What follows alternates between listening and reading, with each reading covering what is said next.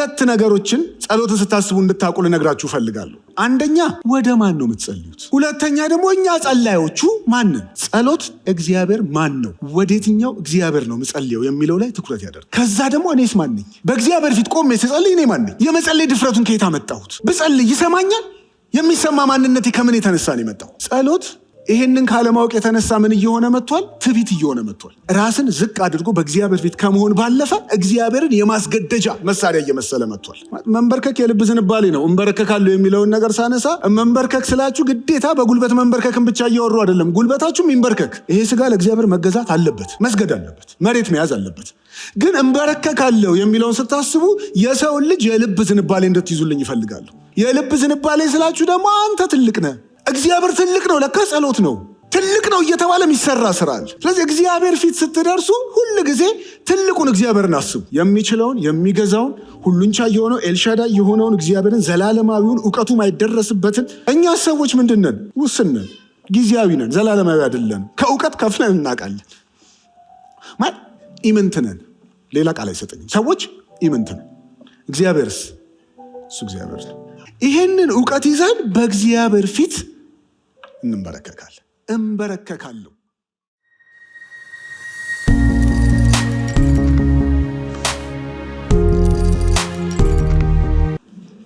የኤፌሶን መልእክት ምዕራፍ 3 ከቁጥር 14 እስከ ቁጥር 21 እናነባለን አብረን። በዚህም ምክንያት በአብ ፊት እንበረከካለሁ፣ ከእርሱም በሰማይና በምድር ያለ ቤተሰብ ሁሉ ስያሜ ያገኛል። በውስጥ ሰውነታችሁ እንድጠነክሩ ከክብሩ ባለጠግነት በመንፈሱ በኩል ኃይል እንዲሰጣችሁ ጸልያለሁ። ይኸውም በእምነት ክርስቶስ በልባችሁ እንዲያድር ነው። ደግሞም ስር ሰዳችሁ በፍቅር ታንጻችሁ የክርስቶስ ፍቅር ስፋቱ፣ ርዝመቱ፣ ከፍታውና ጥልቀቱ ምን ያህል እንደሆነ ከቅዱሳን ሁሉ ጋር የመገንዘብ ኃይልን እንድታገኙ ነው። እስከ እግዚአብሔር ሙላት ሁሉ ልክ ደርሳችሁ እንድትሞሉ ከመታወቅም በላይ የሆነውን የክርስቶስን ፍቅር ታውቁም ዘንድ ነው። እንግዲህ በእኛ ውስጥ እንደሚሰራው እንደ ኃይሉ መጠን ከምንለምነው ወይም ከምናስበው ሁሉ በላይ እጅግ አብልጦ ማድረግ ለሚቻለው በቤተ ክርስቲያን እንዲሁም በክርስቶስ ኢየሱስ በዘመናት ሁሉ ከዘላለም እስከ ዘላለም ለእርሱ ክብር ይሁን። ጉባኤው አሜን ይላል። አባት ሆይ ቃልህን ለመከፋፈል በዚህ ስፍራ ላይ ተሰባስበናል። በጌታ በኢየሱስ ክርስቶስ ስም እኔ ባሪያህ እዚህ ጋር ቆሜ ወንድምና እህቶቼ ደግሞ ተቀምጠው እንሰማሃለን። ለልባችን ተናገረን፣ ልባችንን ቀስቅስ፣ በጌታ በኢየሱስ ስም አሜን። የዛሬ ሳምንት እንደነገርኳችሁ የምንነጋገርበት ርዕስ እንበረከካለሁ በሚል ርዕስ ነው የምንነጋገረው። ሳምንት አንድ ነገር ነግሬያችሁ ነበር። እንጸልያለን፣ እንዘምራለን፣ እንጸልያለን፣ እንሰባበካለን፣ እንጸልያለን፣ እንዘምራለን። በየመሃሉ ጸሎትን እያደረግን እንቀጥላለን። ይህንን ኮንሴፕት ደግሞ የሆነ ከ2000 ምናምን ዓመት በኋላ እኔ ተፈላስፌ ያመጣሁት አይደለም። የጳውሎስን መልእክታት በዚህ ሳምንት በወፍ በረር ላያቸውን ልሄዳቸው ሞከርኩ። ላዩን ደግሞ ለመሄድ የሞከርኩትኝ እንዴት ነበረ የጳውሎስ አካሄድ የሚለውን ለማየት ነውና ጳውሎስ በጻፈበት ቦታ ሁሉ ላይ ሂዱና ዩት። ይጽፋል፣ ይጸልያል፣ ይጽፋል፣ ይጸልያል፣ ይጽፋል፣ ይጸልያል። የሆነ ትምህርት ያስተላልፋል፣ ይጸልያል፣ ይገስጻል፣ ይጸልያል፣ ይመክራል። እያንዳንዱ ነገር ላይ ጸሎትን እየከተተበት ነበር የሚያወራውና ዛሬ ያንን ነው እያደረግን ያለ ነው። ሀኒቾ እግዚአብሔር ይባርክሽ። በጸሎት ጀመርን፣ መዝሙር ቀጠለ፣ በጸሎት ቀጠልን፣ መዝሙር ቀጠለ፣ ጸሎት ቀጠለ። አሁን ደግሞ ጥቂት እንነጋገርና እንጸልያለን። ከዛ ደግሞ እንነጋገርና አሁንም እስኪ እንጸልያለን በሉ። እንበረከካለሁ ምጽፉ ካላችሁ ምናልባት እንበረከካለሁ በሉና በቅንፍ ከራሱ ከጳውሎስ ልውሰደው። ስለዚህ ምክንያት ብላችሁ ያዙት። ጸሎት እውቀት የሚፈልግ ነገር ነው። ብዙ ጊዜ ጸሎትን አክቲቭ ሆነን እንዳናደርገው የሚያደርገን ነገር ጸሎት ጋር ስንመጣ እውቀትን ስለማናመጣው ነው። ጸሎት ጋር ስንመጣ ብዙ ጊዜ ስሜትን ነው የምናመጣው። አልተሰማኝም የሚል ነገር ነው የምናመጣው። ጸሎት አላለኝም የሚል ነገር ነው እንጂ የምናመጣው በእውቀት ላይ ቆመን በዚህ ምክንያት ብሎ እንዳወራው አይነት ነገር ቆመን ብዙ ጊዜ ጸሎትን አናስበው። ለዛሬ ግን ሁለት ነገሮችን ጸሎትን ስታስቡ እንድታውቁ ልነግራችሁ ፈልጋለሁ። ጸሎት ጋር ስትመጡ ሁል ጊዜ በእነዚህ ሁለት እውቀቶች ላይ ሆኑ። አንደኛ ወደ ማን ነው የምትጸልዩት? አንደኛ። ሁለተኛ ደግሞ እኛ ጸላዮቹ ማንን? የሆነ የሮል መገላበጣ ያለው በዘመናችን ባለች ቤተክርስቲያን ላይ አንዳንዴ ጸሎት የሚለው ነገር ቀርቶ የእግዚአብሔርን ቦታ ይዞ እግዚአብሔርን እንዲጎን ለጎን ትከሻ እየተጋፉ የማስገደድ አይነት እኔ ስላልኩ ታደርጋለህ አይነት ትግል ነገር አያለሁ። ጸሎት እንደሱ አይነት ኢንቫይሮንመንት አይደለም። ጸሎት እግዚአብሔር ማን ነው፣ ወዴትኛው እግዚአብሔር ነው ምጸልየው የሚለው ላይ ትኩረት ያደርጋል። ከዛ ደግሞ እኔስ ማን ነኝ? በእግዚአብሔር ፊት ቆሜ ስጸልይ እኔ ማን ነኝ? የመጸለይ ድፍረቱን ከየት አመጣሁት? ብጸልይ ይሰማኛል? የሚሰማ ማንነቴ ከምን የተነሳ ነው የመጣው? እነዚህን ሁለት ነገሮች መመለስ አለብን። ጸሎት ይሄንን ካለማወቅ የተነሳ ምን እየሆነ መጥቷል? ትዕቢት እየሆነ መጥቷል። ራስን ዝቅ አድርጎ በእግዚአብሔር ፊት ከመሆን ባለፈ እግዚአብሔርን የማስገደጃ መሳሪያ እየመሰለ መጥቷል። መንበርከክ የልብ ዝንባሌ ነው። እንበረከካለሁ የሚለውን ነገር ሳነሳ መንበርከክ ስላችሁ ግዴታ በጉልበት መንበርከክን ብቻ እያወሩ አይደለም። ጉልበታችሁም ይንበርከክ። ይሄ ስጋ ለእግዚአብሔር መገዛት አለበት፣ መስገድ አለበት፣ መሬት መያዝ አለበት። ግን እንበረከካለሁ የሚለውን ስታስቡ የሰውን ልጅ የልብ ዝንባሌ እንድትይዙልኝ ይፈልጋለሁ። የልብ ዝንባሌ ስላችሁ ደግሞ አንተ ትልቅ ነህ። የማን መልስ እንደሆነ ባላቅም ቅድም ትልቅ ነህ እያለን ስናመልክ በእግዚአብሔር ትልቅነት ውስጥ ጸሎቱ የተመለሰለት ሰው ነበር። ወጥቼ ከጸለይኩኝ ሰዓቱ ይሄዳል ብዬ አቁሜው ነው። የሆነ ሰው ጸሎት እግዚአብሔር ትልቅ ነው ሲባል በእግዚአብሔር ትልቅነት ውስጥ መልሱን እያገኘ ነበር። እግዚአብሔር ትልቅ ነው፣ ለካ ጸሎት ነው። ትልቅ ነው እየተባለ የሚሰራ ስራ አለ። ስለዚህ እግዚአብሔር ፊት ስትደርሱ ሁል ጊዜ ትልቁን እግዚአብሔርን አስቡ። የሚችለውን የሚገዛውን ሁሉን ቻይ የሆነው ኤልሻዳይ የሆነውን እግዚአብሔርን፣ ዘላለማዊውን እውቀቱ ማይደረስበትን። እኛ ሰዎች ምንድነን? ውስን ነን፣ ጊዜያዊ ነን፣ ዘላለማዊ አይደለም። ከእውቀት ከፍለን እናውቃለን። ኢምንት ነን። ሌላ ቃል አይሰጠኝም። ሰዎች ኢምንት ነን። እግዚአብሔርስ? እሱ እግዚአብሔር ነው። አብራራው ብትሉኝ ስለማላብራራው እሱ እግዚአብሔር። ይሄንን እውቀት ይዘን በእግዚአብሔር ፊት እንበረከካለን። እንበረከካለሁ። አሁን ላይ ሳየው ቅድም ያልኳችሁ የጸሎትን ከእውቀት ጋር ሳይሆን ከስሜት ጋር እያገናኘ ነው ስለሆነ እየመጣልን ያለው ኢሜጅ ምን አይነት ነው? አለመጸለይን ስናስብ ብዙ ጊዜ ይሄ እንትና እኮ አይጸልይም ከተባለ በጸሎት አያምንም ማለት ነው የሚል ሀሳብ እናነሳለን። ኖ የማይጸልይ ሰው በጸሎት አይደለም ማያምነው። የማይጸልይ ሰው በእግዚአብሔር ነው ማያምነው። በእግዚአብሔር የሚያምን ሰው ይጸልያል። እግዚአብሔር ይሰማል ብሎ የሚያምን ሰው ይጸልያል። እግዚአብሔር ይመልሳል ብሎ የሚያምን ሰው ይጸልያል። አንዳንዴ መልሱ ምን አይነት ሊሆን ይችላል? ቆይ ቻለው፣ ጸጋ ሰጥሃለሁ፣ ቻለውም እኮ ሊሆን ይችላል። ግን ያው ቻለውን መስማት ስለማንፈልግ አልመለሰልኝም፣ አልጸልይም ጋር እንደርሳለን። ጸሎት ከእውቀትና ከእምነት ጋር የሚሄድ ነገር ነው እንጂ ከስሜት ጋር የሚሄድ ነገር አይደለም። ማለት ወደ ኤፌሶኑ ልምጣና ይህንን ክፍል ለምንድን የመረጥኩት? እንዳልኳችሁ ከሮሜ ጀምሮ እስከ ፊልሞና ድረስ ስትሄዱ ጳውሎስ እጸልይላችኋለሁ፣ ስጸልይ እንደዚህ ሆነ፣ ስለእናንተ አስቤ እየጸለይኩኝ እያለ በዚህ ርዕስ ላይ ጸልዬላችኋለሁ፣ እናንተ ደግሞ እንደዚህ እንድትሆኑ ባርኪያችኋለሁ እያለ እያንዳንዱ ክፍል ላይ ስትሄዱ የጸለየውን የጸሎት ርዕሱን ስለ ራሱስ ጸልዩልኝ ያለበትን ታገኛላችሁ። ያንን ሁሉ አየሁኝና ግን ለዛሬ እንድንነጋገርበት ኤፌሶንን መረጥኩኝ። ኤፌሶንን የመረጥኩት ለምንድን ነው? ብዙዎቻችን ራሳችንን እዛ ጋር ከተን እንድናየው ስለፈለግኩ ነው። ጳውሎስ ኤፌሶንን ሲጽፍ የት ነበር? እስር ቤት ነበር።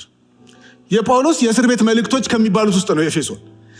ሌላው ላይ የፊልጵስዩስ መልእክት ላይ ሄዳችሁ ስታነቡ ምዕራፍ 1 ቁጥር 9 ላይ ስትሄዱ ፍቅራችሁ እንዲበዛ ጸልይላችኋለሁ ምናምን የሚል ነገር ነው የምታገኙት።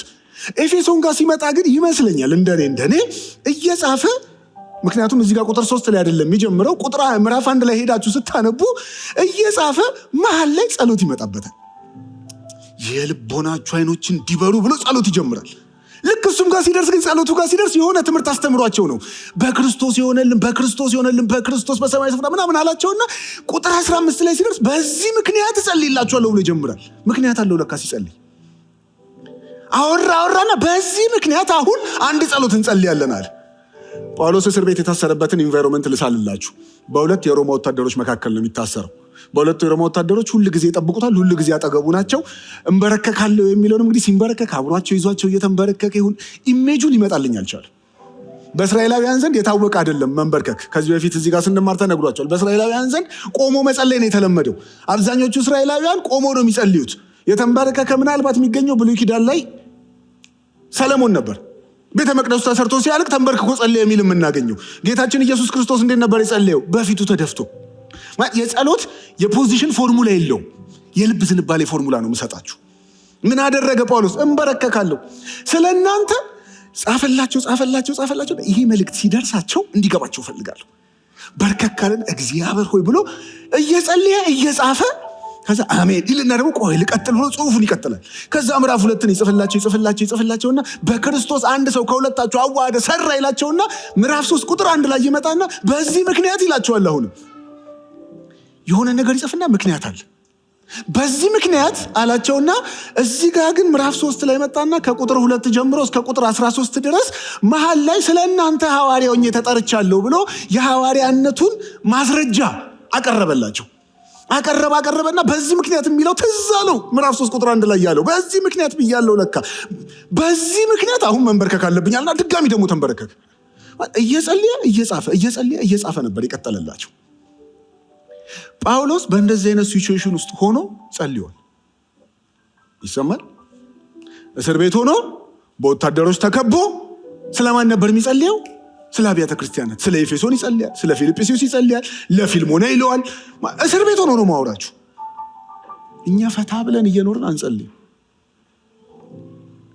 ቅድም በመዝሙር ጸልየናል። ናፈቀኝ ብለናል። ናፈቀኝ ለቃል ያለኝ ቦታ የአሜን እሺታ እርዳኝ ጌታ ብለን ጸለይን። ቅድም እየዘመርን እየጸለይን ነበር። ልንበርከክ ፊትክ ያ ጸሎቴ ናፈቀኝ። እግዚአብሔር ዛሬ ይመልሰናል፣ አቅም ይሰጠናል፣ ጸጋን ያበዛልናል። አንድ ዘማሪ አለ፣ የድሮ ጴንጤዎች ካላችሁ ከኔ ጋር ታውቁታላችሁ። ግዛቸው ወርቁ የሚባል ዘማሪ አለና ብዘምረው ስለማልችለው አንድ ግን በጣም ልቤን የሚነካኝ ግጥም ስላለው እሱን ልበልላችሁ። ቀኑን ሙሉ ወድቆ ያነባይ ነበረ፣ በጌታ እስራቱ የተሰባበረ ለዓለማዊው ነገር ለስጋው ተረቶ ጊዜ የለኝም ይላል መጸለይ ሰልችቶ የሚል እንትናል። ከዛ አዝማቹ ይጠይቃል፣ ጊዜ የለህም ወይ ወንድም፣ ጊዜ የለህም ወይ ቃሉንስ ለማንበብ ተግቶስ ለመጸለይ ጊዜ የለህም ወይ ይላል። ጊዜ የለሽም ወይ እህት፣ ጊዜ ያለው ለጌታ ብሎ ጌታ ለኛ የሆነውን ይነግረናል። ከዛ አንተ ጊዜ የለህም። ጳውሎስ እስር ቤት ሆኖ ጊዜ ኖሮት አንተ ጊዜ የለህም።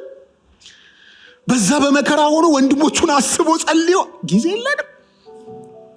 የማንጸልይባቸውን ጥቂት ምክንያቶች፣ የኛ የሰውኛ ምክንያቶች ጥቂት ልንገራችሁ።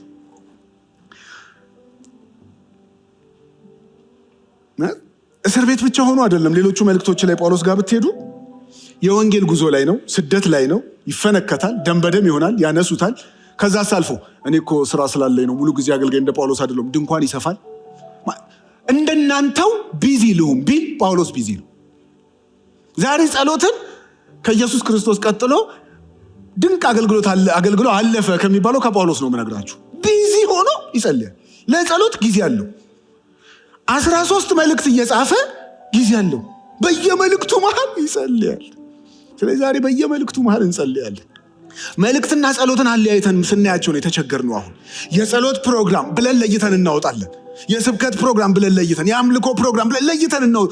ሁሉም አንድ ላይ ሆኖ የሚጸለይበት ነው። ለካ የሚዘመርበት ነው፣ የሚመለክበት ነው፣ ቃል የሚሰማበት ነው።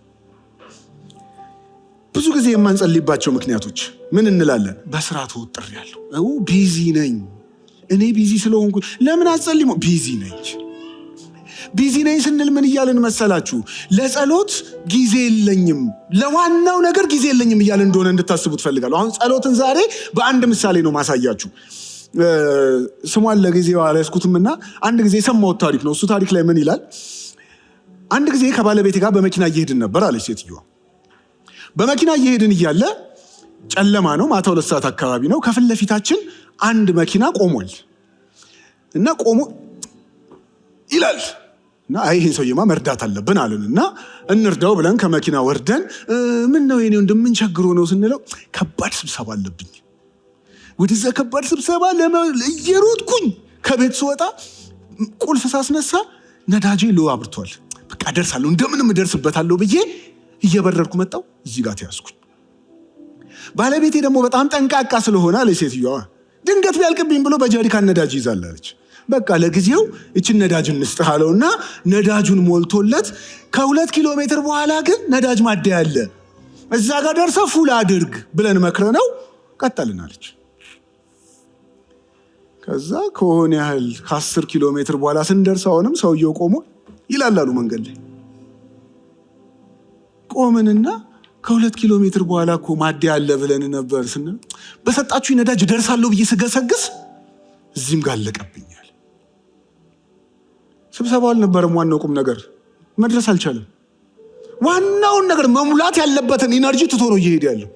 ለስብሰባ ስንዋከብ፣ ለስራ ስንዋከብ፣ ለንዋይ ስንዋከብ ምን ይላል መሰላችሁ? ንዋይ ለመሰብሰብ ወዲህ ወዲያ ስንል ይላል ዘማሪው። ቅድም ያልኳችሁ ዘማሪ ንዋይ ለመሰብሰብ ወዲህ ወዲያ ስንል ዋናውን ትተነዋል። ያለ ነዳጅ የሚሄድ መኪና ሆነናል። በየመንገዱ እየቆምን እየተንተፋተፍን ነው።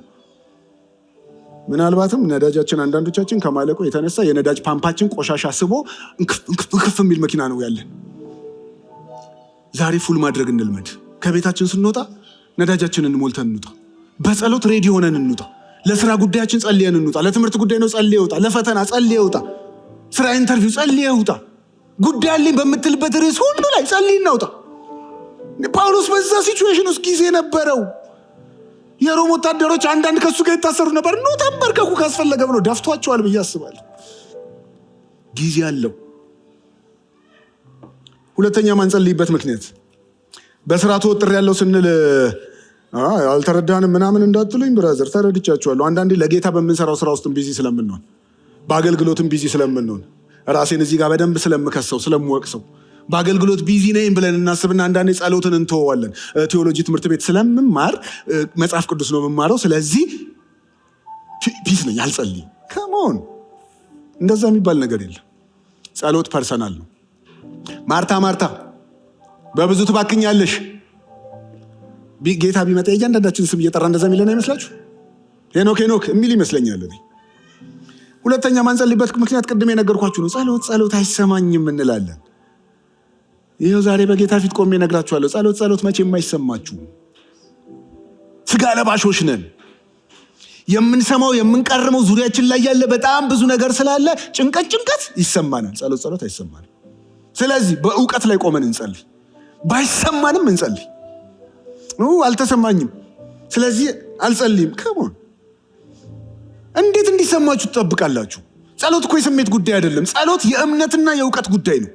እግዚአብሔርን የምታምን ከሆነ ስለ እግዚአብሔር እውቀት ካለ፣ ስላለህበት ሲቹዌሽን እውቀት ካለ ይጸልያል። አልተሰማኝም ብለን የተውናቸው ጊዜያቶች ናቸው ብዙ ችግር ያመጡብን። ማለት ያለንበት ስሜት እግዚአብሔርን የሚረብሸው ይመስለናል አንዳንዴ። በዚህ ሲቹዌሽን ውስጥ ሆኜማ ብጸልይ እግዚአብሔርም አይሰማም የሚል አይነት የራሳችን ፍልስፍና አለን። እሱ ፍልስፍናችሁን አስቀምጡና በእውቀት ላይ ቆመን እግዚአብሔርን አምነን እንበረከካለሁ እንዳለው እንበርከክ። ማለት በምድር ላይ እኮ ከባድ ነገር ቢያጋጥመን እኮ አልተሰማኝም ብለን እኮ አንተ ሉቃስ 11 ላይ ያለው ሰውዬ ትዝ ይላችኋል? ኢየሱስ ስለ ጸሎት ተግቶ ስለመጸለይ ምሳሌ የሰጠበት። በሌሊት ባልንጀራው ቢመጣበት ወደ ጎረቤቱ ሄዶ እንጀራ በድረኝ የማይለው ማን ነው? አልተሰማኝም እንጀራ መጠየቅ አንልም እኮ። ስሜት አንጠብቅም። የነገሩን ሲሪየስነት እናይና አይ መሆን አለበት። ወዳጅ ተኝቷል ኖ ቀስቅሼ ይቀበለዋለሁ። ሚስቴና ልጆቼን ይዤ ተኝቻለሁ ቢለኝስ ግድ የለም ስጠኝ እለዋለሁ፣ እጨቀጭቀዋለሁ። ስሜት አትጠብቁ። ለመጸለይ ስሜት አትጠብቁ። ለምን? ድገመዋለሁ፣ አይሰማችሁም። በእውነት አይሰማችሁ። ተሰምቶኛል ካላችሁም የዛ ቀን መጽሐፍ ቅዱስ ስታነቡ ነው ያላችሁት ማለት ነው። ስሜቱ የመጣው ከዛ ነፍሳችሁ ከፍ ብላ ነው የዛ ቀን ማለት ነው እንጂ ሁሌ ጸሎት እንዲሰማችሁ አትጠብቁ። ሶስተኛ የማይሰማንን ምክንያት ነግራችሁና ምክንያቶቻችንን አልፈን እንጸልያለን። ሶስተኛ የማይሰማን ምክንያት ብዙ ጊዜ ቀድመን ባገኘናቸው ድሎች እንሰክራለን። ሌላ ቃል የለኝም፣ እንሰክራለን። ከዛ እዛ ድል ላይ እንቆምና ከዚህ በፊት ያንን ድል የሰጠን እግዚአብሔር እንደሆነ እንረሳዋለን። ከዚህ በፊት እኮ ድል አግኝተናል፣ ጸልየን ተሰምተናል። ከዛ ግን ሲደራረብ ምን ጋር እንደርሳለን?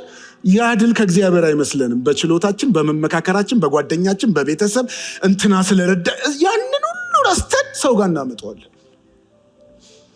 ትላንት የረዳችሁ እግዚአብሔር ነው። ትላንት ያገዛችሁ እግዚአብሔር ነው። በህይወት ያላችሁት በእግዚአብሔር ነው። በፊቱ ጸልያችሁ ተሰምታችሁ መልስ አግኝታችኋል። ስለዚህ ያንኑ ቀጥሉ። ኢያሱ ምዕራፍ 9 ላይ አንድ ታሪክ አለ። ብዙዎቻችሁ ታስታውስታላችሁ ብዬ አስባለሁ። ኢያሱ ህዝቡን አሰባሰበና ጩህ አለው። ጮኸ።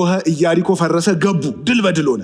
31 ነገስታት ጋር ውጊያ ተጀመረ። በዚህ ጋር ሲያሸንፍ፣ በዚህ ጋር ሲያሸንፍ፣ እነዚህንስ ልግጠማቸው ይለዋል እግዚአብሔር። ውጣና ግጠማቸው ይላል። ሲገጥማቸው ሲያሸንፍ ሌላ ይመጣበታል። እነዚህንስ እንደዛኞቹ አይደሉም፣ በዚህ ጋር ግጠማቸው ታሸንፋለህ። በየአቅጣጫው የሚመጡትን ሲጠይቅ ሲያሸንፍ፣ ሲጠይቅ ሲያሸንፍ ይሄዳል። ከዛ ምን ይመስለዋል ኢያሱ? ተረጋጋ። ፈታ ማለት ጀመረ። ድሉን ማጣጣም ብቻ ጀመረ።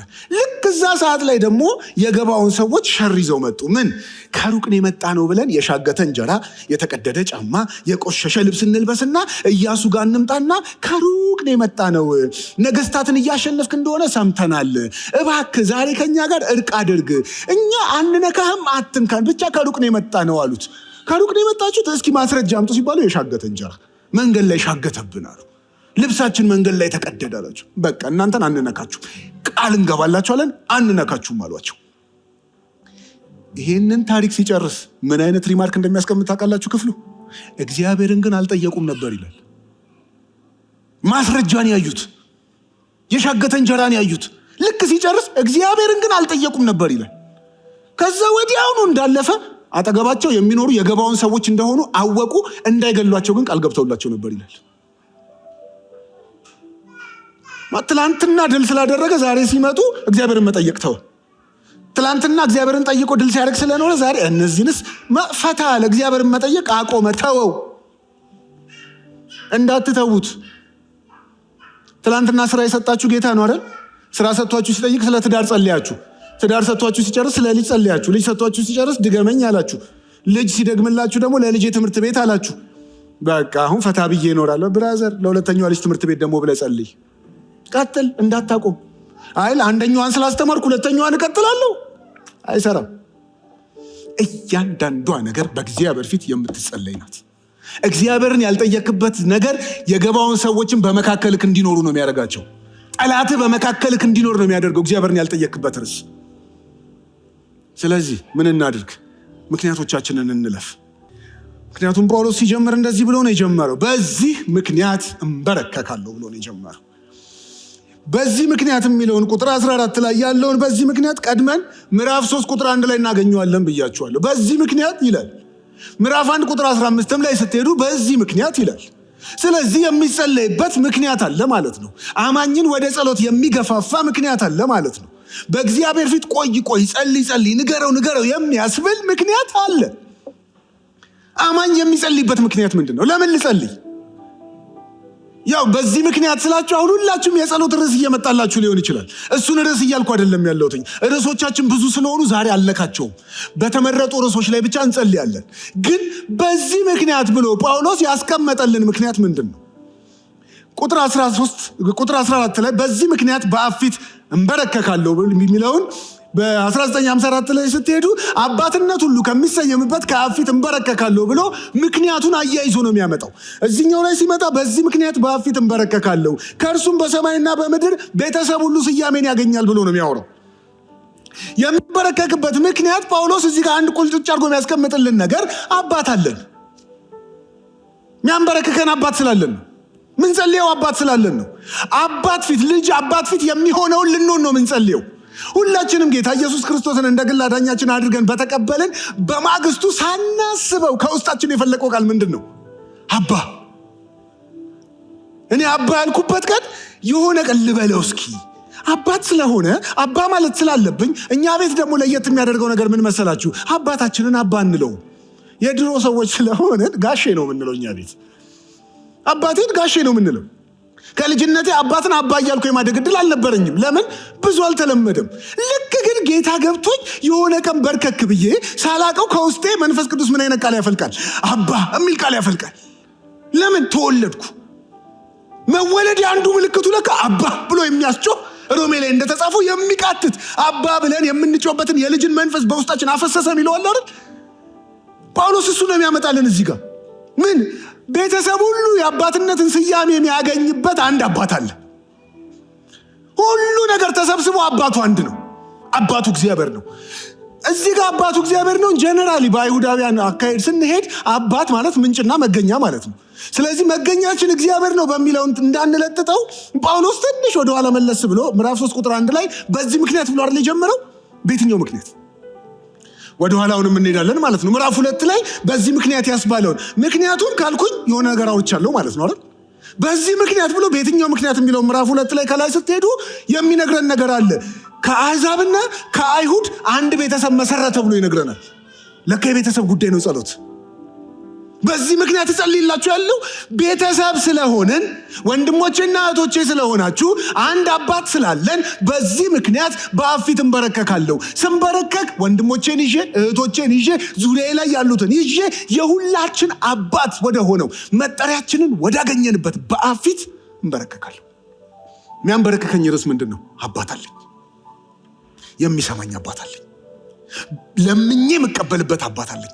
እናንተ ክፉዎች ስትሆኑ ለልጆቻችሁ መልካም ነገር ማድረግ ካወቃችሁ የሰማዩ አባታችሁማ ለሚለምኑት እንዴት አብልጦ መንፈሱን አይሰጣቸውም ተብሎ በቃሉ ላይ እውነተኛ ነገር የተጻፈለት አባት አለኝ። እኔ ክፉ አባት ነኝ። ክፉ አባት ሆኜ ግን ለልጄ ሞታታለሁ እንጂ የሆነ ነገር ፈልጋ አይቀርባት። ከዚህም ብዬ አደርገዋለሁ። የሰማዩ አባታችሁማ ለምን ትንበረከካላችሁ? ለምን ትጸልያላችሁ? አባት ስላላችሁ፣ የሚሰማ አባት ስላላችሁ። ጳውሎስ እዚህ ጋር በዚህ ምክንያት እንበረከካለሁ። አንድ ቤተሰብ ነን። ከአይሁድና ከአሕዛብ አድርጎ አንድ ቤተሰብ መስርቷል። ብቻ አይደለም የሚለን ወደኋላ አንድ ምዕራፍ ደግሞ ወደኋላ ስትሄዱ ምዕራፍ 2 ቁጥር 8 አካባቢ ላይ ሲጀምርላቸው ምንድን ነው ያላቸው? እናንተ እኮ ልጅ አልነበራችሁም። ጥብቅ መግለጫና ማሳሰቢያ። ሰው ሁሉ የእግዚአብሔር ልጅ አይደለም። የእግዚአብሔር ፍጥረት ነው፣ የእግዚአብሔር ልጅ ግን አይደለም። ልጅነት በመወለድ የሚገኝ ነገር ነው። ልጅነት የእግዚአብሔር መንግስት ውስጥ ዳግመኛ በመወለድ ያገኘነው እድል ነው። ስለዚህ ዳግመኛ እንደተወለደና ልጅ እንደሆነ ሰው ነው እንበረከካለሁ የሚላቸው። ለምን መሰላችሁ? ቁጥር 8 ላይ ምን ነበራችሁ ይላቸዋል? እናንተ እኮ የቁጣ ልጅ ነበራችሁ ይላቸዋል። የእግዚአብሔር ልጅ አልነበሩም፣ የቁጣ ልጆች ነበሩ። ከዛ በኋላ ግን የእግዚአብሔር መንግስት ውስጥ ተወለዳችሁና ከአሕዛብና ከአይሁድ አድርጎ አንድም ቤተሰብ ለራሱ መሰረተ ይላቸውና ምዕራፍ 4 ላይ ስትሄዱ፣ ምዕራፍ 5 ላይ ስትሄዱ አሁን የብርሃን ልጆች ሆናችኋል ይላቸዋል። የእግዚአብሔር ልጆች ሆናችኋል ይላቸዋል። ምዕራፍ 5 ቁጥር 1 ላይ ምንድን ነው የሚለው? እንደተወደዱ ልጆች እግዚአብሔርን የምትከተሉ ሁኑ። ቤት ውስጥ ከቷቸዋል። ምን ጸልየው? ለምንድን ነው? አባት ስላለ። አባት ያለው ይጸልያል። አባት ያለው አባ ይላል። እንዲህ ደስ እንደሚለኝ ይሄ ቃል የሆነ አንዳንዴ ውስጤ መለመን የምፈልገውን ነገር በእግዚአብሔር ፊት ማቅረብ የምፈልገውን ነገር ምንም አይነት ቃል ተሰብስቦ አይገልጥልኝም። ጸሎቴን በምን ጀምሬ በምን እንደምጨርስ ታውቃላችሁ? አባ ብዬ አፈሰዋለሁ። አለቀ። አባን ከእንባ ጋር ቀላቀየ ሳፈሰው ጨረስኩ። ቃል የምታጡበት ጊዜ የለም። አባ ብላችሁ የምትጨርሱበት። አባ እስኪ አባ በሉ፣ ግዴላችሁም በሉ። አባት ያለው ይጸልያል። አባት ያለው በእግዚአብሔር ፊት ይጸልያል። ሁለተኛ የምንጸልይበትን ምክንያት ነግሬያችሁ፣ በዚህ ደግሞ ምክንያት ሆነን እንጸልያለን። ሁለተኛ የምንጸልይበት ምክንያት በዚህ ምክንያት በአብ ፊት እንበረከካለሁ ብሎ መሀል ላይ የጸለየው ጸሎት አለ። እሱን ዛሬ አልነካውም። ዛሬ ምክንያቶቹን ብቻ ነው ማውራችሁ። የሚጸልይበት ምክንያት ሲጨርስ ደግሞ እንግዲህ ዛሬ ያነበብነው ከቁጥር 14 እስከ ቁጥር 21 ነው አይደለ? የምንከፋፈለው ቁጥር 14ንና ቁጥር 20 ነው። ቁጥር 20 ላይ እንደዚህ ይላቸዋል፣ እንግዲህ በእኛ ውስጥ እንደሚሰራው እንደ ኃይሉ መጠን ከምንለምነው ወይም ከምናስበው ሁሉ በላይ እጅግ አብልጦ ማድረግ ለሚቻለው። ለዚህ ነው የምንጸልየው። ሃሌሉያ! እግዚአብሔርን አውቀን አይደል የምንጸልየው? እግዚአብሔር ምን አይነት ነው? በእኛ ውስጥ እንደሚሰራው እንደ ኃይሉ መጠን ከምንለምነውና ከምናስበው በላይ ማድረግ የሚችል። ስለዚህ እንጸልያለን። ለምን? ከምጠይቀውና ከማስበው በላይ ያደርግልኛል። እንደዚህ አይነት አምላክ አግኝቼ እንዴት አልጸልይ? ይህ እኮ የሚያስጸልይ ርዕስ ነው። በለመንኩት ልክ አይደለም የሚሰፍርልኝ። ከማስበው በላይ አንዳንዱ ነገር በአእምሮ እንኳን የምረዳው አይደለማ። ከማስበው በላይ የሚያደርግ አምላክ አለች። ከለመንኩት በላይ የሚያደርግ አምላክ አለች። ከምንለምነው ወይም ከምናስበው በላይ አብልጦ ማድረግ ለሚቻለው እግዚአብሔር አለ። አባታችን የምንለምነውን የምናስበውን ብቻ ሳይሆን ከዛ በላይ ማድረግ ቀጥሎ የምትለው ቃል ምንድን ነች? ለሚቻለው። እግዚአብሔር ስለሚችል እንጸልያለን። ሁለት ነገር እናውቃለን ብያችሁ አይደል? እግዚአብሔርንና እኛን። ስለ እግዚአብሔር ምን እናውቃለን? ይችላል። ስለኛስ አንችልም። ስለማልችል እኮ ነው የምጸልየው። ምንም አልችልም። መጽሐፍ ቅዱስ የሰውን ሕይወት ጠቅልሎ የሚያስቀምጥባቸው አንዳንድ ቃላቶች ያስደነግጡኛል። እስትንፋስ ናችሁ እኮ፣ እንፋሎት ናችሁ እኮ፣ ትል ናችሁ እኮ፣ ጤዛ ናችሁ እኮ እያለ ስለኛ ቁልጭ አድርጎ የሚያስቀምጣችኋል አይደል? በቃ እኛ እሱን አንችልም። እግዚአብሔርስ ከምናስበው ከምንለምነው በላይ ማድረግ ይችላል። እንዴት? እንደ ኃይሉ መጠን ይላል ደግሞ። ሃሌሉያ። የምለምነው እንደኔ ኃይል መጠን ስለሚሰጠኝ አይደለም። እንደኔ ኃይል መጠንማ ቢሰጠኝ ምን አስለመነኝ? በኃይል አልታገልም እንዴ? የምለምነው እንደ ኃይሉ መጠን በእኔ ስለሚሰራ ነው። እንደ ኃይሉ መጠን በእኛ ለሚያደርገው ለእግዚአብሔር እንበረከካለሁ። በእኔ ኃይል ቢሆን ኖሮ ልመና አያስፈልግም፣ ጸሎት አያስፈልግም። በእኔ ችሎታ ቢሆን ኖሮ ልመና አያስፈልግም። ህይወት የሚባለው የክርስቲያን ህይወት የሚባለው ነገር ግን ተጠቅልሎ ሲመጣ ምንድን ነው? እግዚአብሔር ይችላል። እግዚአብሔር እንደ ኃይሉ መጠን በእኔ ይሰራል። ስለዚህ እንበረከካለሁ። አባትነት ሁሉ ከሚሰየምበት በአብ ፊት እንበረከካለሁ። ለሚችለው ለእግዚአብሔር ክብር እየሰጠው እንበረከካለሁ። ለሚያደርገው ኃይል ላለው እንደ ኃይሉ መጠን በእኔ ውስጥ ሆኖ ነገሮችን ለሚፈጽሙ በሱ በእግዚአብሔር ፊት ይችላል ብዬ እንበረከካለሁ። ከዛ ጳውሎስ የጸሎቱን ማብቂያ ያደረገበትን ነግሬያችሁ ከዛ ነው የምንጸልየው። ሲደመድም ማድረግ ለሚቻለው ብሎ በዛ አልዘጋውም። የጸሎታችሁ ሁሉ ማብቂያ ይሄ ቃል ይሁንላችሁ። መሀል ላይ ያለውን ጸሎት ስለምንጸልየው ዘለዋለሁ። የጸሎታችን ሁሉ ማብቂያ ይሄ ይሁን። ምን? ከምንለምነውና ከምናስበው በላይ አብልጦ ማድረግ ለሚቻለው ለእግዚአብሔር ይልና ምን ይላል? በቤተ ክርስቲያን እንዲሁም በክርስቶስ ኢየሱስ በዘመናት ሁሉ ከዘላለም እስከ ዘላለም ለእርሱ ክብር ይሁን። ለዚህ ነው የምንጸልየው። ስለሚያደርግ እያመለክ ነው እንጸልያለን። ገና ጸሎቱን ሲጀምረው እዚህ ጋር መጨረሻ አለው፣ ዶክሶሎጂ አለው፣ አምልኮ አለ። እግዚአብሔር ይችላል። እግዚአብሔር ኃይል አለው። በእኔ ውስጥ የወደደውን ያደርጋል። በእኔ እግዚአብሔር የፈለገውን ይፈጽማል። ስለዚህ ክብር ይሁንለት። መጨረሻው ይሄ ነው። በጣም በሚያሳዝን ሁኔታ የአንዳንዶች ያለመጸለይ ምክንያት ይሄ ነው። የሚችልና የወደደውን የሚያደርግ ከሆነ ለምን እጸልያለሁ ይላሉ። የእግዚአብሔርን ሰቨርኒቲ ላለመጸለይ ምክንያት አታደርጉት።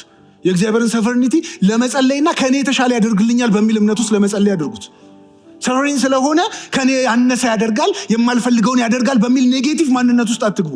እግዚአብሔር ሉዓላዊ እንደሆነ እናምናለን። ያ ሉዓላዊነቱ ደግሞ ከምናስበውና ለእኛ ይጠቅመናል ብሎ ያሰበውን ነገር የሚያደርግ የእግዚአብሔር ኃይል አለ እንድንል የሚያደርገን እግዚአብሔር ሉዓላዊ አምላክ ነው። ስለዚህ እንጸልያለን።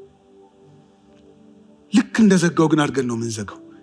በቤተ ክርስቲያን በኢየሱስ ክርስቶስ በኩል በዘመናት ሁሉ ሃሌሉያ ከዘላለም እስከ ዘላለም ለእርሱ ክብር ይሁን።